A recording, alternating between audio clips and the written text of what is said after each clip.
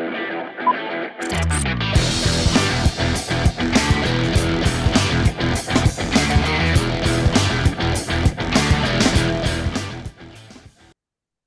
race fans. Welcome to another Race Face Drive-In 5 podcast here on raceface.tv. As always, I'm Jacob Seelman in the host's chair. To my left is Taegan Knowland, who is back with us for the first time in a little bit. And the last time I saw you, Taegan, you were getting honored for your Kansas State championship in January at the INEX banquet for your Bandolero racing last year, which you got to do more of just a couple of weeks ago during the Winter Nationals at Auburndale, which I know you had a lot of fun, but it was a long week. What was the most fun part about that week, and what was the toughest part of that week for you? Toughest part of the week. I'll start off with that. Bad news first. Probably learning the track. It's an interesting track. It's very bumpy, and it's very interesting because the corners, you hit the apron and there's probably like half a car length, and then you go down into like a ditch. There's a big ditch and then there's grass. And I know a few cars hit that, but learning the track was probably the toughest part, and the funnest part was probably whenever I learned it. I had a lot of fun racing there. It's fun whenever you get to learn it, and there was multiple fun parts, but also Daytona. That was really fun going to watch the Xfinity cars and NASCARs there. So probably those two are my funnest. And we'll talk about we'll mention Daytona here in a minute. So Auburndale, you had a couple tough days on Monday and Thursday, but you had three top tens out of the deal. And I know the Wednesday race for you when you finished fifth was really a big moment for you, given how much competition was there. What do you remember about that race and running your way up to the top five in that one?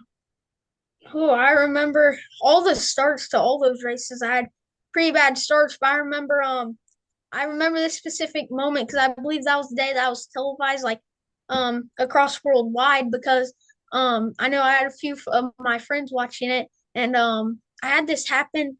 This could have been Thursday though, but I believe it was Wednesday where I ramped off of a car when I was in like seventh or eighth because I had to work my way back up because I got spun earlier.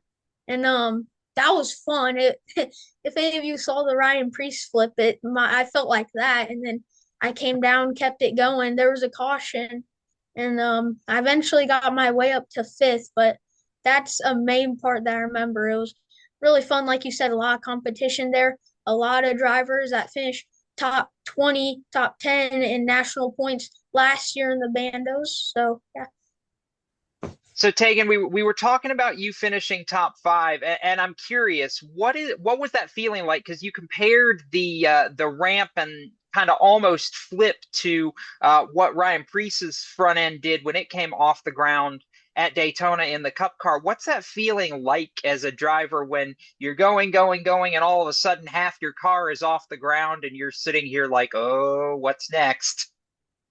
Yeah, it's definitely interesting. If you've ever seen Auburndale, there's those like hills that hold like power lines and stuff.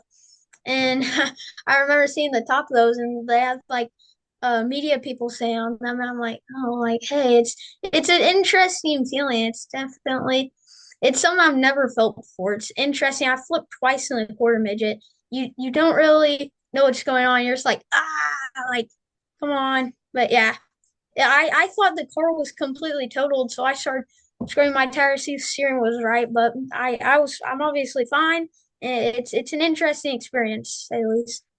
For sure. So you learned a lot, I know. What do you feel like you gained out of Winter Nationals week? Whether it was just, I mean, for you, that's the most track time back to back to back that you've really had in the Bandolero since you started driving it. So I imagine just from the beginning of the week to the end of the week, you've got to feel just even more comfortable than you already were in the race car.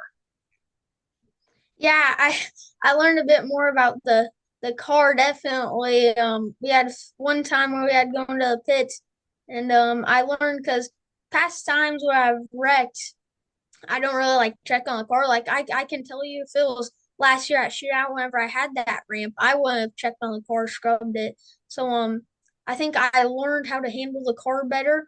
I learned the handling a lot better. I remember shootout, I was always jerking the wheel around. Um, and that shaved off a ton of time. But I learned how to stay steady, especially with the bumps and the bandoleros without the front suspension. And Auburndale's a good track because it's not as bumpy as Charlotte, I can tell you that, but it's still pretty bumpy.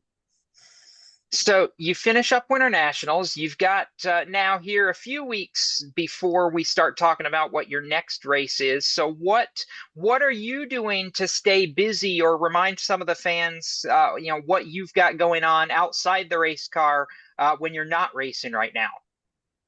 I've been doing a lot of iRacing. I told you just before we hopped on this call, I was racing iRacing race. So just to try and stay in that feeling of the car, because I'm from Kansas, the Midwest, all that racing happens on, like the East Coast and stuff. So I can't go out and race every week that like some of those people do.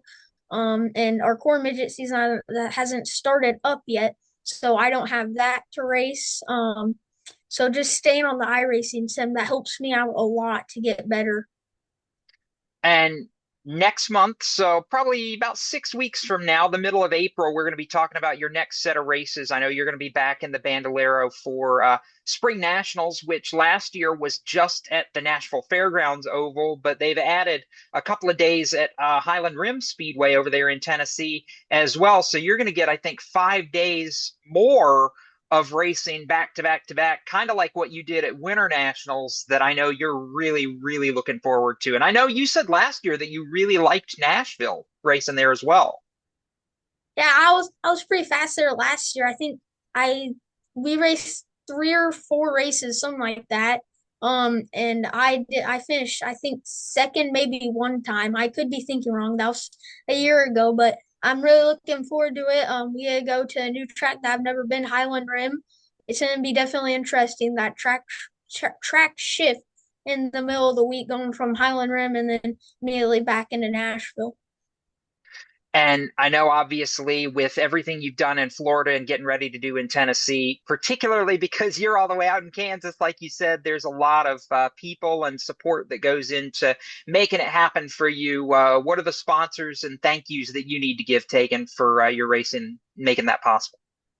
I want to give a thank you to Qdoba of Topeka, Manhattan, and Junction City, Thrivent Financial, Friends of Jacqueline Foundation, Royal Signs, DC Lawn Care, and ATP Restoration for helping me out, get on the track whenever I can.